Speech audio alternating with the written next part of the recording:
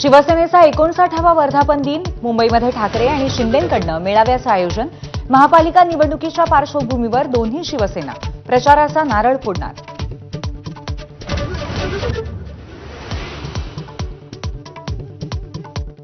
सर्व कावेबाज कारस्थानी लोकांच्या छाताडावर पाय रोवून शिवसेना 59 वर्ष ठामपणे उभी. दैनिक सामनातनं विरोधकांना सणसणीत टोला. शिवसेना कदापि गुजरात व्यापारी पॅटर्नपुढे झुकणार नाही, भाजपला डिवचलं. बारामतीच्या माळेगाव साखर कारखान्याच्या निवडणुकीवरनं आरोपांची राळ. पीडीसीसी बँक रात्री 11 वाजता उघडी. मतदारांची यादीही सापडल्याचा रंजन तावरेंचा आरोप. तर बँकेत पैशांची पाकिटं भरण्याचा उद्योग सुरू आहे, असाही सवाल. भंडाऱ्यामध्ये शिवसेना आमदार नरेंद्र भोंडेकर विरुद्ध भाजप आमदार परिणय फुकेंमध्ये वाद शिगेला. फुकेंना भंडाऱ्याचं राजकारण समजायला अजून वेळ, त्यांनी पक्ष वाढवण्यावरती भर द्यावा, भोंडेकरांचा खोचक सल्ला. भाजपकडनं नाशिक महापालिका निवडणूक स्वबळावरती लढण्याची तयारी. स्थानिक पदाधिकाऱ्यांनी प्रदेश कार्यकारिणी मागणी. सध्या सुरू असलेल्या इन्कमिंगमुळे भाजपचा कॉन्फिडन्स वाढल्याची चर्चा.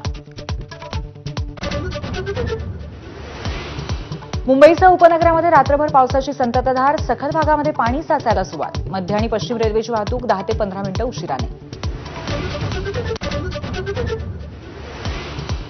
रायगड जिल्ह्यामध्ये आज अतिवृष्टीचा इशारा. कुंडलिका नदीने इशारा पातळी ओलांडल्यामुळे शाळांना सुट्टी जाहीर. तर देवकुंड धबधबा, सिक्रेट पॉइंट, ताम्हिणी घाट 30 सप्टेंबरपर्यंत बंद राहणार.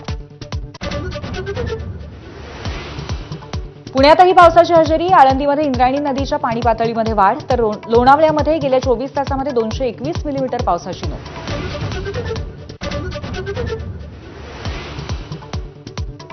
कोणत्याही परिस्थितीत शरण येणार नाही, इराणने अमेरिकेला ठणकावलं. अमेरिकन सैन्यानं युद्धात हस्तक्षेप केला तर परिणाम वाईट होतील, इराणचा इशारा.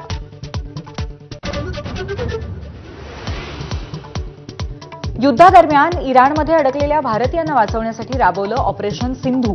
110 भारतीय विद्यार्थ्यांची पहिली तुकडी दिल्लीत दाखल.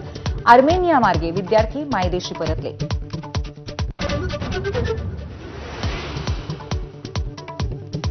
अरण्य ऋषी मारुती चितमपल्ली यांचं सोलापुरामध्ये निधन. वयाच्या 93व्या वर्षी घेतला अखेरचा श्वास. बऱ्याच दिवसांपासून आजारी होते. संतश्रेष्ठ ज्ञानेश्वर माऊलींची पालखी आज आळंदीतून पंढरपूरच्या दिशेने प्रस्थान करणार. माऊलींच्या पालखी सोहळ्यासाठी अलंकापुरी सजली.